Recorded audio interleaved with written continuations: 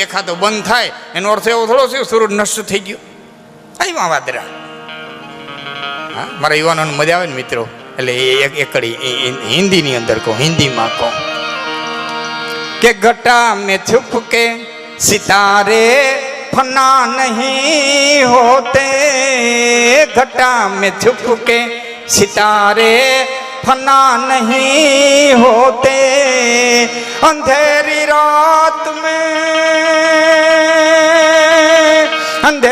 रात में दिल के दिए जलाते जियो, छुपाते जियो और न सर झुकाते जियो, मुँह छुपाते जियो और न सर झुकाते जियो, गमों का दौर भी आए तो मुस्कुराते जियो, मुँह छुपाते जियो और न सर झुकाते जियो.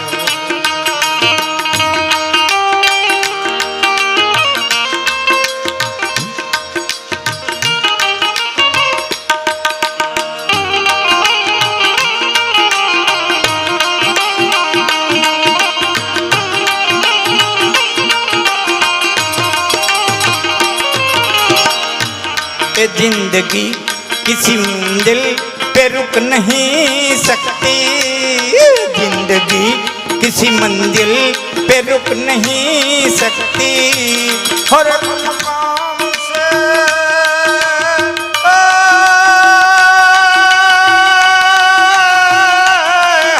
मकाम से आगे कदम बढ़ाते दियो, मुँह छुपाते दियो और न सर झुकाते दियो, गमों का दौर भी आए तो मुस्कुराते दियो, न मुँह छुपाते दियो और न सर झुकाते.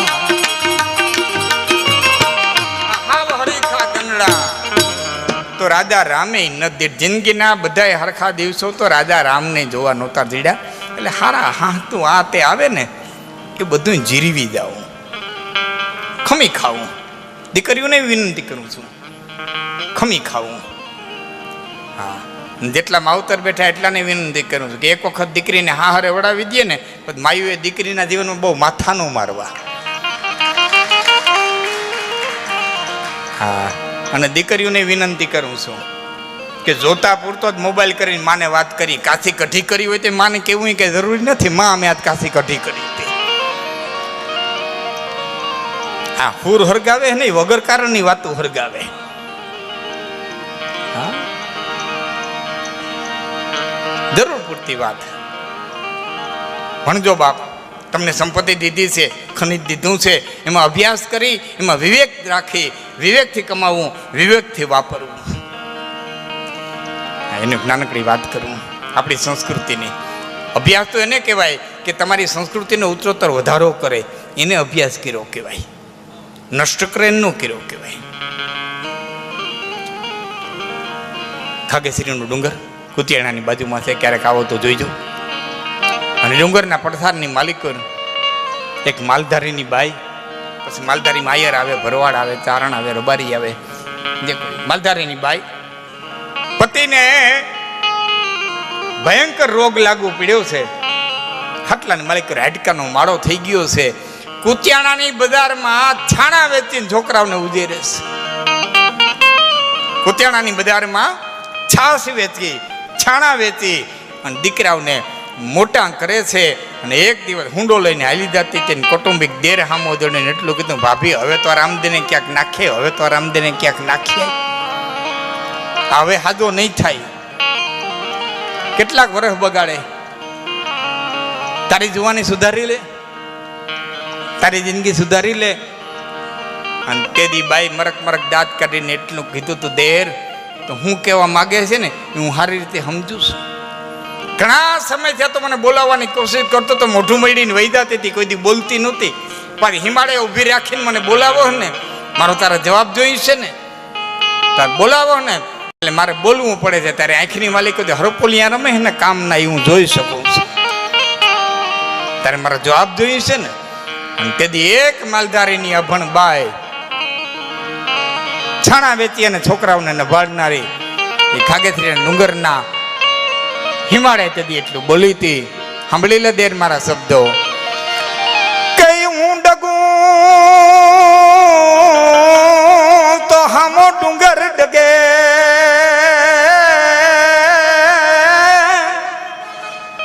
અને પૃથ્વી પાતાળ જાય. અમારા પરિણામ પરો કરું તો ડાડો હુરજ ઝાંખો થાય. અમારા પરિણામે જો પરો કરું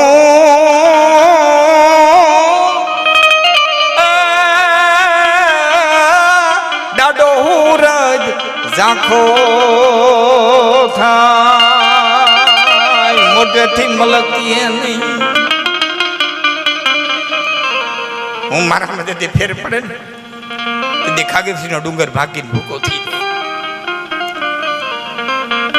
જાય. મારા મારતી ભારે ફેર પડે ને તેથી પૃથ્વીના શેષના ગોટો ખવડાવી દઈએ.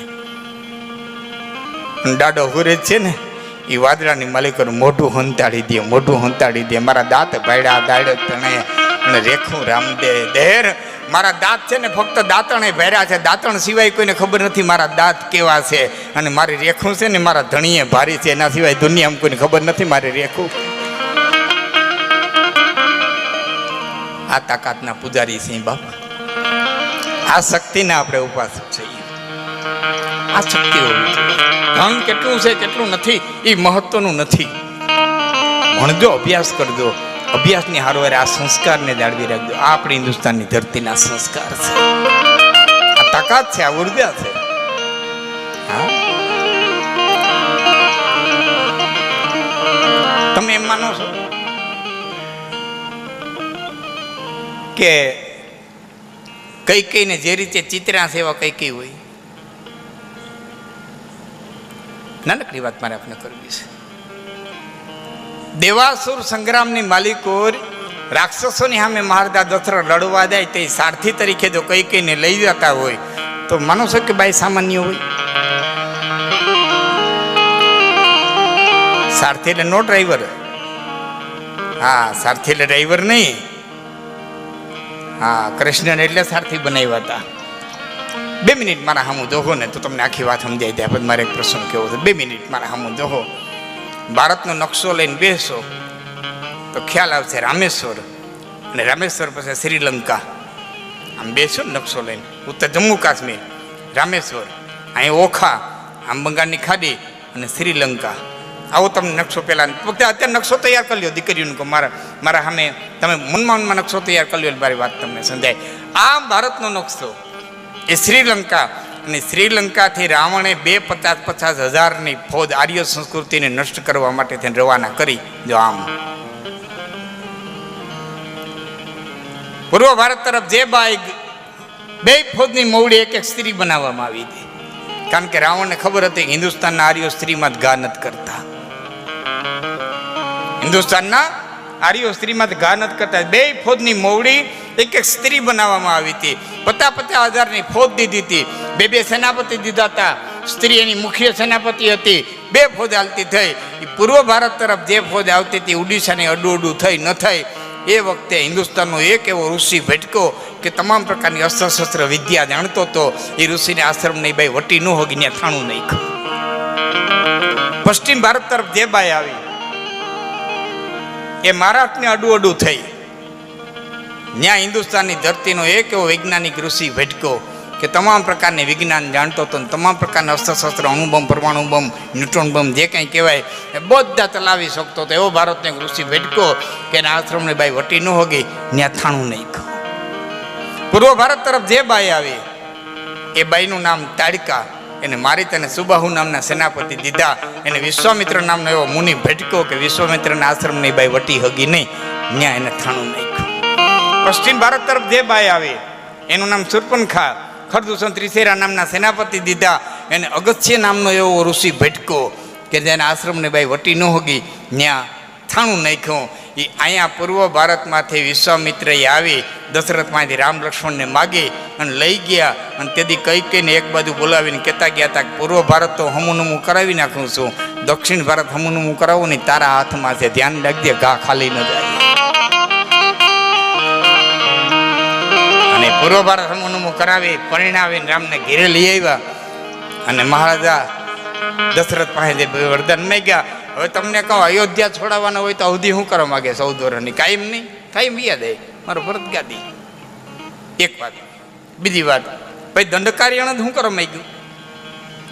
એને અયોધ્યા છોડાવવાના હતા રામને, તો દંડકાર્યણે શું કરવા માંગ્યું?